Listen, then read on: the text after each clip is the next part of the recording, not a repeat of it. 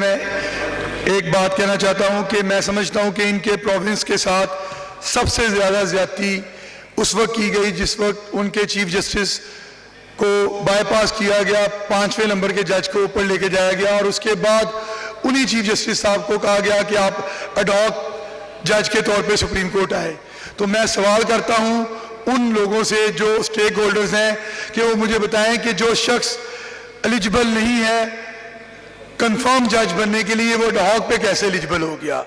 اس کا مطلب ہے یہ جو ناانصافی کی گئی ہے وہ بالکل کرسٹل کلیئر ہے کہ وہ جو ناانصافی ایک پروونس کے چیف جسٹس کے ساتھ کی گئی۔ اور میں ان شخصیت کو بلانے سے پہلے مبارکباد دیتا ہوں کہ سب سے پہلے یہ وہ شخصیت ہیں جنہوں نے کراچی میں کنونشن رکھا۔ میں اب دعوت خطاب دوں گا جناب بیرسٹر صلاح الدین صاحب کو کہ صاحب پلیز آپ آئیں اور اپنے خیالات کا اظہار کریں۔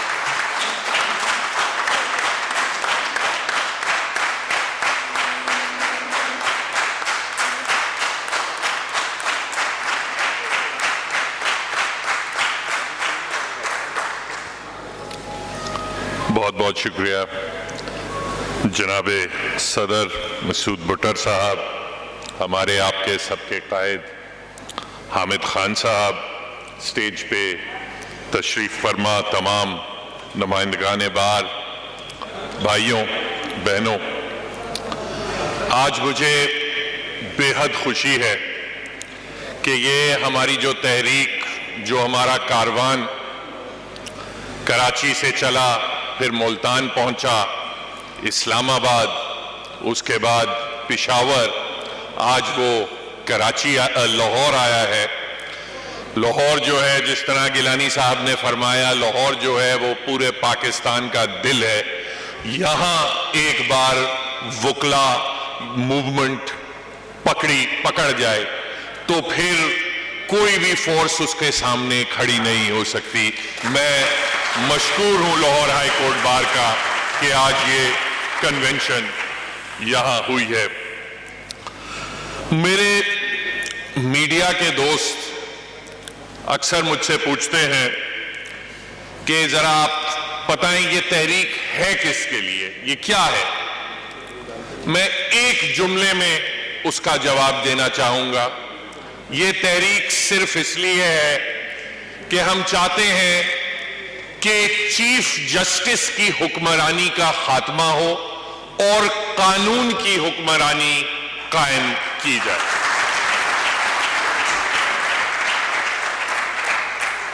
ہم نے 2007 میں خان صاحب کی، منیر ملک صاحب کی، اعتزاز احسن صاحب کی قیادت میں جو تحریک ہم نے شروع کی تھی، وکلا تحریک شروع کی تھی، وہ اس لیے نہیں کی تھی کہ ہم فوجی ڈکٹیٹرشپ کو ختم کر کے جوڈیشل ڈکٹیٹرشپ قائم کریں۔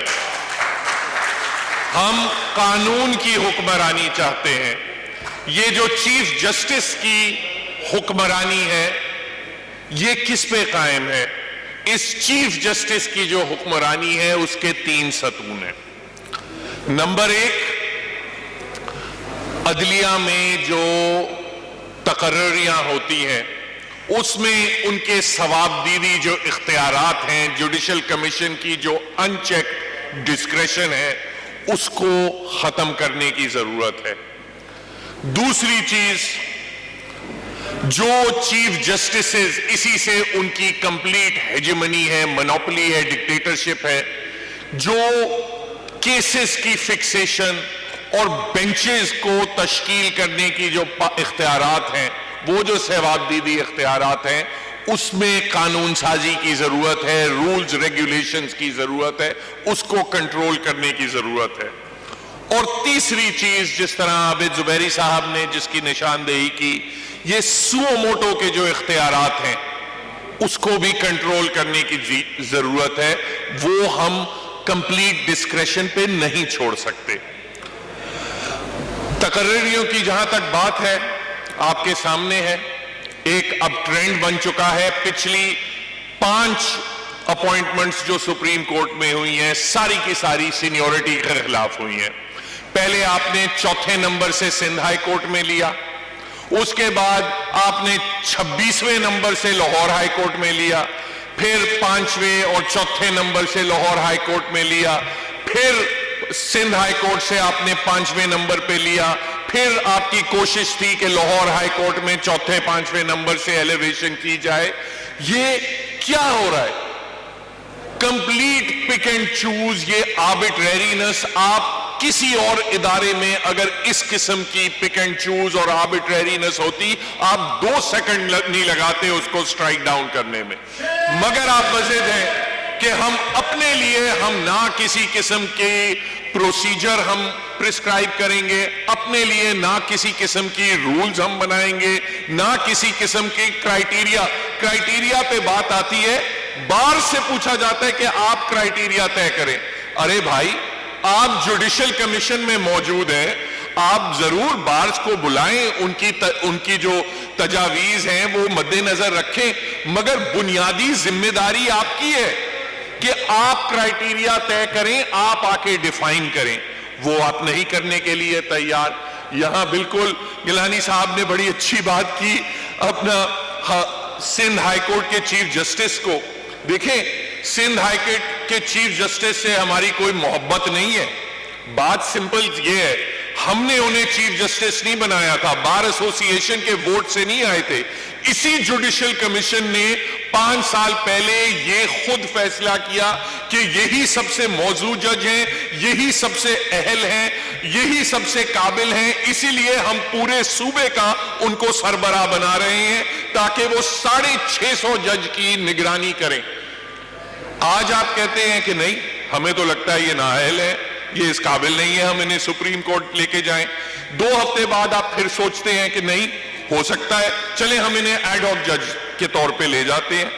اب ایڈ ہاک جج، ایک اور بات سوچنے والی ہے، ایڈ ہاک جج بنایا اس لیے جاتا ہے چونکہ سپریم کورٹ میں اوور ورک ہے، اوور لوڈ ہے، کیسز کا بھرمار ہے، آپ ایک مزید جج کو لانا چاہتے ہیں۔ اس کے بارے میں پھر آپ لکھتے ہیں ہم ایسے جج کو لانا چاہتے ہیں جس کی کوئی ججمنٹس نہیں ہے تاکہ وہ ہمیں مزید ججمنٹس دینے میں ہمیں ہیلپ کرے۔ بہرحال وہ جو منصوبہ تھا وہ فیل ہو گیا۔ اس کے بعد آپ نے لاہور ہائی کورٹ سے تقرری کی کوشش کی، وہ بھی فیل ہو گئی۔ تو جب آپ کے پاس جوڈیشل کمیشن میں جب آپ کے پاس میجورٹی نہیں رہی تو اس کے بعد تمام جو ججز کی تعیناتی کا معاملہ تھا آپ نے روک دیا۔ اب کیوں نہیں پروپوزلز آ رہی؟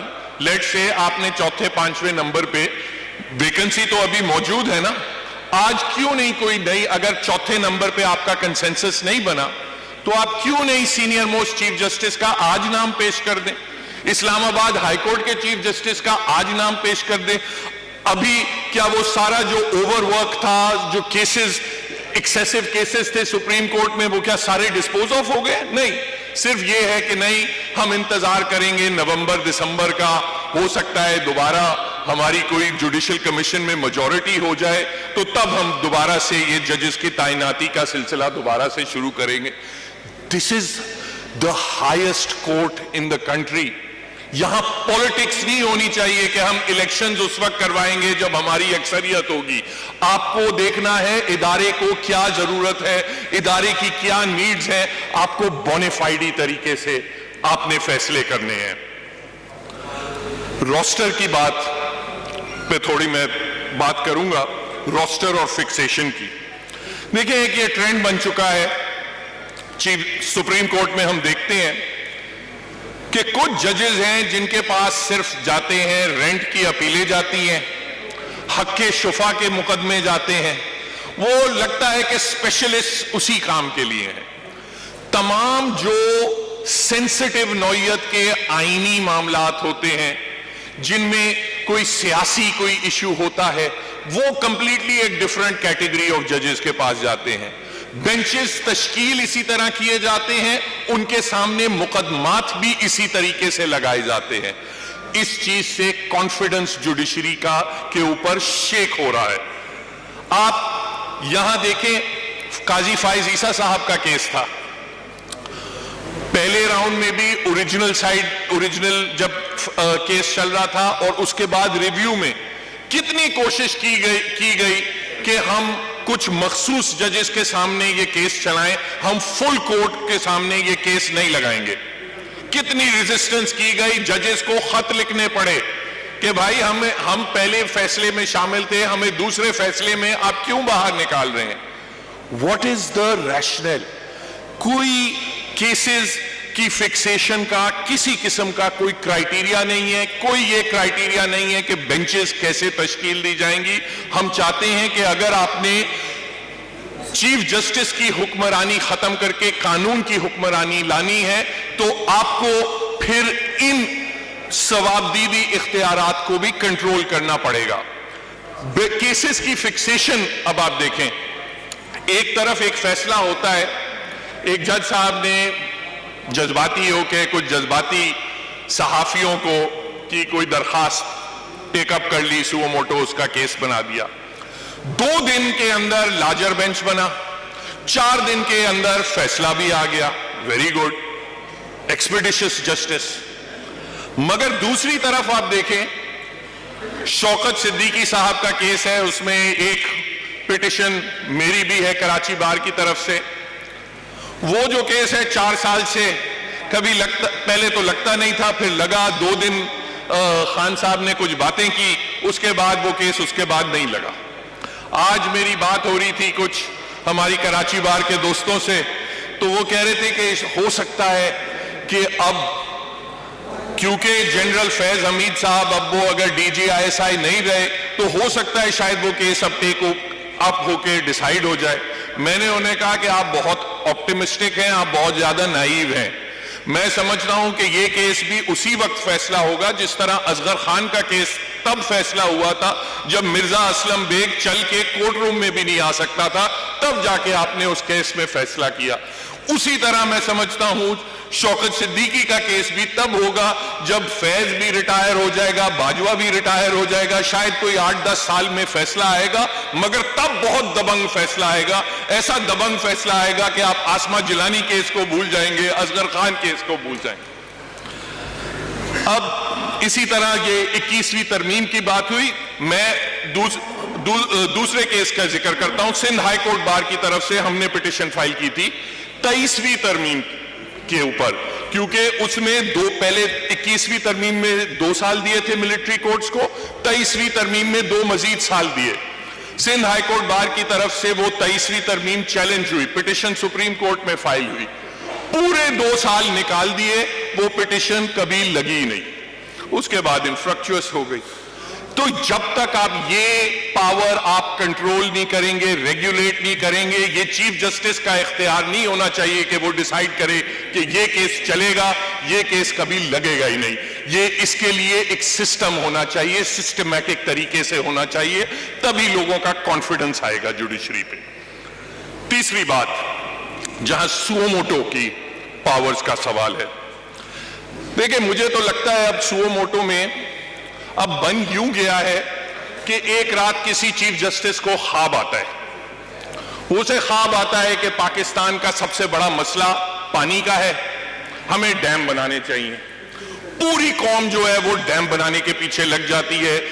کورٹ روم کے اندر جتنے بھی کاسٹ کلیکٹ ہو رہے ہوتے ہیں وہ بھی ڈیم میں جا رہے ہوتے ہیں. آپ پارلیمنٹ کو حکم دیتے ہیں, حکم صادر کرتی ہے جوڈیشری کہ آپ قانون سازی کریں کہ اس ڈیم فنڈ میں ٹیکسز ہوں. آپ فون کارڈ لینے جائیں تو پہلے آپ ڈیم فنڈ میں پیسے جمع کروائیں. پوری قوم لگ جاتی ہے ڈیم بنانا ہے. اس کے بعد ایک اگلا چیف جسٹس آتا ہے, اس کا خواب کچھ اور ہوتا ہے. اس کا خواب ہوتا ہے کہ ہمیں انکروچمنٹ ہٹانی ہے یا ہمیں ریلوے چلانی ہے. تو ساری قوم جو ہے وہ اسی طرح پیچھے چل جاتی ہے, اور سارے ججز بھی. مجھے تو تعجب یہ ہوتا ہے کہ بھائی چلیں, اگر واقعتاً ڈیم بنانا ہی ملک کا سب سے بڑا مسئلہ تھا, تو ایک بار جب ثاقب نثار صاحب ریٹائر ہوئے, ان کے ساتھ بھی رائٹ پہ اور لیفٹ پہ بھی تو 2-2, 4-4 جج صاحبان بیٹھتے تھے, وہ بھی تو ڈیم کے فیصلوں میں شامل تھے. تو جب وہ ریٹائر ہوئے تو اس کے بعد ڈیم پرائیورٹی نہیں رہی, ڈیم ختم ہو گیا, کسی کو شوق ہی نہیں رہا اب ڈیم بنانے. اب یہ ہماری پبلک, نہ ہماری پبلک امپورٹنس کا معاملہ ہے, نہ ہی ہمارا کوئی فنڈامنٹل رائٹس کا معاملہ ہے. اب ہماری انٹرسٹ کچھ اور ہیں. اب یہ چیف جسٹس صاحب جائیں گے, دوسرے چیف جسٹس صاحب جائیں گے, شاید مجھے نہیں پتا ان کو خواب اگر یہ آ گیا کہ پاکستان کا سب سے بڑا مسئلہ خاندانی منصوبہ بندی ہے تو سارے ججز جا کے کلینک میں بیٹھ جائیں گے. کوئی تو خدا کے واسطے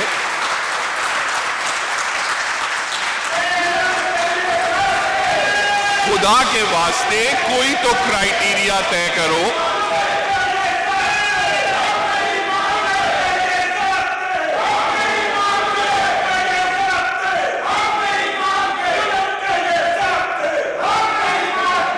خدا کے واسطے کوئی تو کرائیٹیریا طے کرو کہ سو موٹو پبلک امپورٹنس کس چیز کا نام ہے, فنڈامنٹل رائٹس کس چیز کا نام ہے, ہم کب یہ سو موٹو لے سکتے ہیں, کب نہیں لے سکتے. یہ اس قسم کی جو حرکات ہیں یہ تو شہنشاہی نظام میں ہوتی ہیں, قانونی ریاست میں, آئینی ریاستوں میں تو ایسے کام نہیں ہوتے. دوسری ایک چیز پہ میں بات کرنا چاہوں گا, آئی نو وقت کم ہے, ریپ اپ کرتا ہوں. مجھ سے ایک سوال لوگ پوچھتے ہیں کہ ان 3 مقاصد حاصل, یہ جو 3 مقاصد ہیں, چیف جسٹس کے ثوابدیدی اختیارات کو کنٹرول کرنے کا یہ جو ایجنڈا ہے, یہ کیسے کامیاب ہوگا, ہماری تحریک کیسے کامیاب ہوگی. دیکھیں میں تو سمجھتا ہوں کہ میں نے شروع میں کہا تھا کہ یہ چیف جسٹس کی حکمرانی کے یہ 3 ستون ہیں, یہ جو ان کے 3 ثوابدیدی اختیارات ہیں, یہ ستون ایکچولی اگر دیکھا جائے تو یہ ماچس کے تنکے ہیں. اگر خدا کی قسم پاکستان کے سارے وکلا یکجا ہو کے پھونک مار دینا تو یہ سب بہ جائیں گے, اڑ جائیں گے. یہ جو جوڈیشل